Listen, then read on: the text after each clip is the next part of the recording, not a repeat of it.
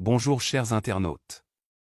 Depuis la libération de Kidal et la neutralisation de tous les politiciens du Mali, nous avions décidé de nous reposer un peu. Mais, il y a quelques jours nous avons vu certains individus mal intentionnés qui essaient encore de parler politique.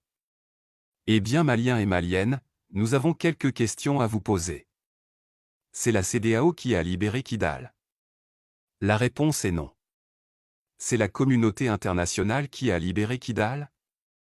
La réponse est encore non. C'est les forces armées françaises qui ont libéré Kidal? La réponse est toujours non.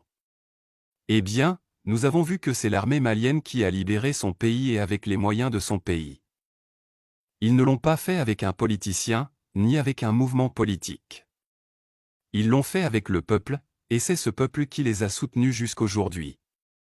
Maliens et Maliennes, ce sont les politiciens qui ont détruit le Mali, et les voir encore venir parler d'organiser les élections alors que le pays n'est pas totalement libre, il faut reconnaître que ces gens n'ont aucune pitié du Mali.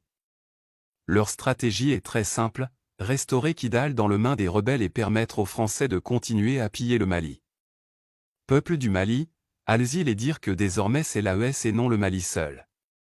Dites-leur que leurs discours ne servent plus à rien, et que le Mali n'est plus membre de la CEDEAO. Celui qui sort pour parler des élections ou encore pour des paroles de déstabilisation sera considéré comme un terroriste, un rebelle, ou une personne ennemie de la nation. Celui qui veut organiser une élection au Mali qui vient au front pour aider les FAMA, libérer le pays, par la suite il pourra faire des beaux discours.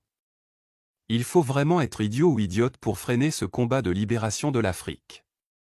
Pour terminer, il est demandé à toutes et à tous de continuer à soutenir ce combat de libération et de laisser ces ignorants qui veulent toujours rester esclaves des Occidentaux. Vive la paix et vive l'AES.